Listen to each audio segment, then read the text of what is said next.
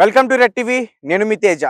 Medchal police station పరిధిలో ఒక దారుణమైన సంఘటన జరిగింది. ఇది జరిగి దాదాపు సంవత్సరం అవుతుంది. బట్ అంటే పోలీసులు ఇందులో ఇన్వాల్వ్ అయి ఉన్నారని చెప్పేసి దీన్ని బయటకు రానివ్వకుండా చాలా మంది ఆపే ప్రయత్నం చేశారు. అసలు ఏం జరిగిందంటే, ఒక యువతి మేడ్చల్ పోలీస్ స్టేషన్ పరిధిలో ఇందిరా నగర్ కాలనీకి సంబంధించి ఒక మహిళ కొంతమంది డబ్బుల కోసం తనని ఇబ్బంది పెడుతుంటే ఆమె తన తల్లితో కలిసి మేడ్చల్ పోలీస్ స్టేషన్కి వచ్చింది ఫిర్యాదు చేయడానికి, కంప్లైంట్ ఇవ్వడానికి. సో వచ్చిన తర్వాత అక్కడ పోలీస్ స్టేషన్ లో ఒక ఎస్ఐ, క్రైమ్ విభాగానికి చెందిన ఒక కానిస్టేబుల్, అతని పేరు సుధాకర్ రెడ్డి, అతనికి ఆ కేసు విషయాన్ని అప్పచెప్పారు.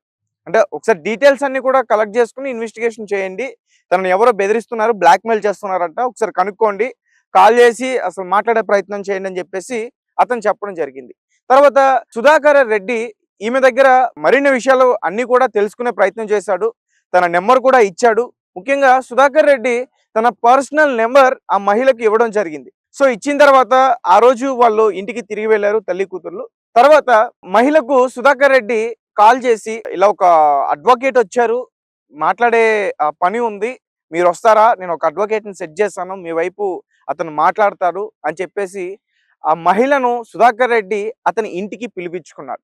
పిలిపించుకున్న తర్వాత మాయ మాటలు చెప్పి మాటల్లో పెట్టి ఆమెను లోబరుచుకోవడానికి ప్రయత్నం చేశాడు. అంటే ఎలా అంటే, నాకు ఇప్పటి వరకు కూడా పెళ్లి కాలేదు, నేను ఇలాగే సింగిల్గా ఉండిపోయాను అని చెప్పేసి ఆమెను మాయ చేసి మొత్తానికి మరి మత్తు మందు కలిపాడో ఏ మందు కలిపాడో తెలియదు, కానీ తన మీద అయితే అత్యాచారం చేశాడు. సో ఆ మహిళ ఎవరికి చెప్పుకోలేకపోయింది. తనకి 31 సంవత్సరాలు.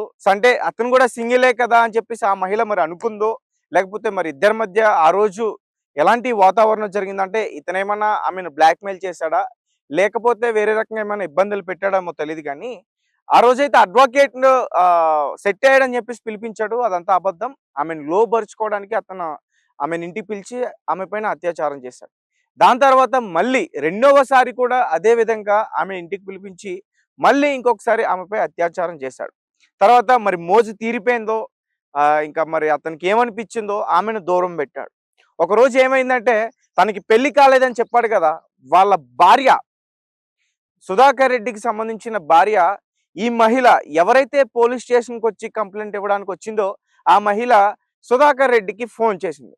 ఫోన్ చేసినప్పుడు వాళ్ళ భార్య ఎత్తి, నీ వల్లే మా ఇంట్లో గొడవలు అవుతున్నాయి, నీ వల్లే నా పిల్లలతో నేను సంతోషంగా ఉండలేకపోతున్నాను, దానికి కారణం నువ్వే అని చెప్పేసి ఫోన్లో వాళ్ళిద్దరు కూడా గొడవ పడ్డారు.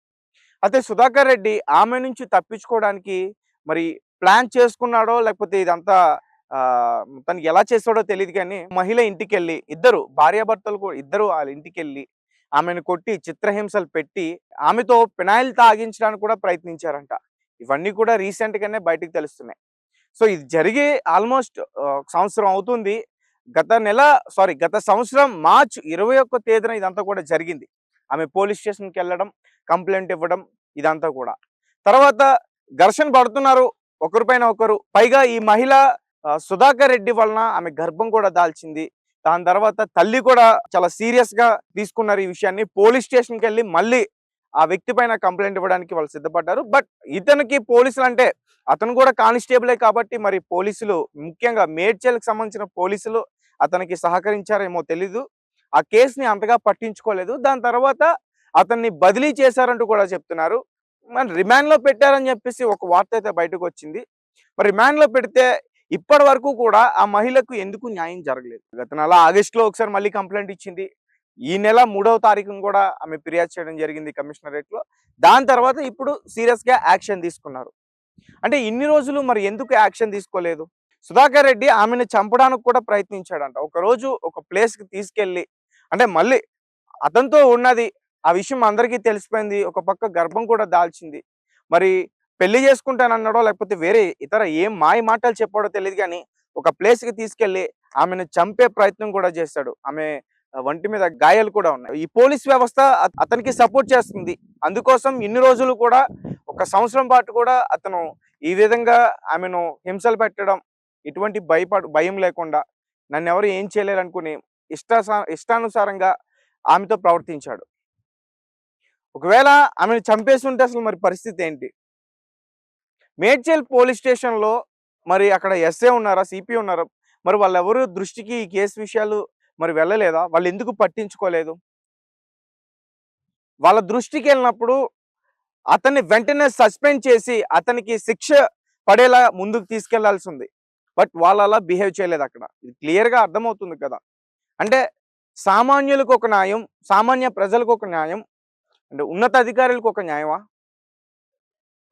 ఒక మహిళ ఒక తనకి ఇబ్బందొచ్చి తన పర్సనల్ లైఫ్‌లో తనకి ఇబ్బందొచ్చి ఒక తల్లితో పోలీస్ స్టేషన్‌కొస్తే, పోలీస్ స్టేషన్‌లో ఇదా మీరు జేసేది? ఇంకా మరి ప్రజలకి మీ పైన అసలు నమ్మకం ఎలా వస్తుంది? అందరిని అనట్లేదు. నేను కేవలం మేడ్చల్ పోలీస్ స్టేషన్‌లో ఎవరైతే ఈ రకంగా పాల్పడ్డారో వాళ్ళని మాత్రం అంటున్నా. ఎందుకంటే ఇతనికి సంబంధించి మరొక కానిస్టేబుల్ కూడా ఆమెకు ఫోన్ చేసి బెదిరించాడంట. ఫోన్ చేసి కేసు నువ్వు వెనక్కి తీసుకో, వెనక్కి తగ్గు, లేదంటే మా సంగతేంటో చూపిస్తామని అతను కూడా బెదిరించాడంట. అవన్నీ కాల్ రికార్డింగ్స్ అవన్నీ కూడా ఉన్నాయి. బట్ ఏమి కూడా ఈ కేసుకి సంబంధించిన డీటెయిల్స్ గాని, విషయాలన్నీ కూడా బయటకు రాకుండా ఇన్ని రోజులు మేనేజ్ చేశారంటే మరి వీళ్ళు ఆ మహిళకు ద్రోహం చేసినట్లే కదా! ఒక అమాయక మహిళను వాళ్ళు మాయ చేస్తున్నట్టే కదా! మోసం చేసినట్టే కదా! పెద్దవాళ్ళకు ఒక తీరు, ఉన్నోళ్ళకి ఒక తీరు, లేనోళ్ళకి ఒక తీరా? సామాన్య ప్రజలకు న్యాయం దొరకదా పోలీస్ స్టేషన్‌లో? ముఖ్యంగా మేడ్చల్ పోలీస్ స్టేషన్‌లో ఎవరు పట్టించుకోరా? సంవత్సరం పాటు ఈ కేసుని అలా ఉంచారు. ఆ మహిళ పరిస్థితి ఏంటి? అసల వెంటనే సస్పెండ్ చేయకుండా మళ్ళీ అతన్ని బదిలీ చేయడం ఏంటి? మార్చి 21 జరిగిందండి ఈ సంఘటన. సో, ఒకసారి మీరే అర్థం చేసుకోండి ఎంత చక్కగా మేనేజ్ చేశారో. అంటే వ్యవస్థల చేతిలో, అంటే పోలీస్ వ్యవస్థల చేతిలో ఉంది కాబట్టి అతను చేయగలిగాడు సుధాకర్ రెడ్డి అనే వ్యక్తి. మరి వాళ్ళ వాళ్ళ మిసెస్, వాళ్ళ భార్య, మరి ఆమె ఎందుకు కొట్టడానికి వెళ్ళిందో నాకైతే అర్థం కావట్లేదు. ఒకవేళ ఇప్పుడు కూడా మరి ఆమెకి ఎటువంటి బెదిరింపులు వస్తున్నాయేమో తెలీదు గానీ, ఇప్పుడు కూడా తెలియకపోతే అసలు ఆమెను ఏం చేసేసేవారో. 2 సార్లు, ఒకసారేమో పెనాయిల్ తాగించి చంపడానికి ప్రయత్నించారు.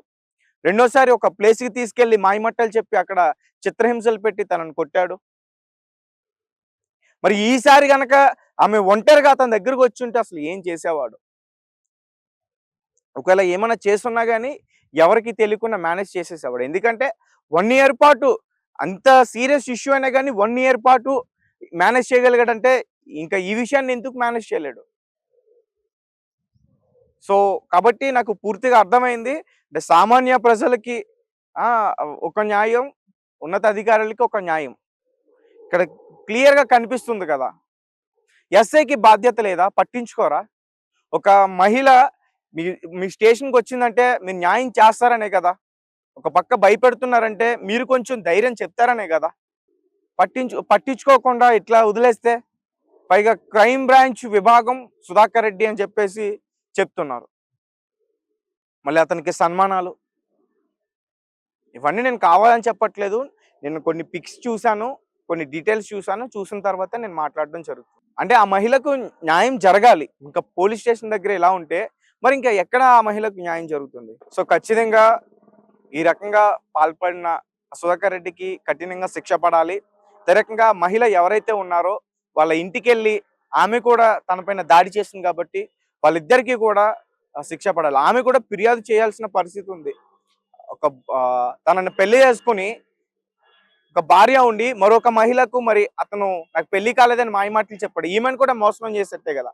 పాపం ఆమె పిల్లల్ని చూసి లేకపోతే ఎవరిని చూసి మరి ఆమె ఊరుకుందే గాని, కానీ ఆమెది కూడా ఇందులో ఖచ్చితంగా తప్పుంది. ఆమె కూడా కంప్లెయింట్ ఇవ్వాల్సిన పరిస్థితి అయితే ఉంది.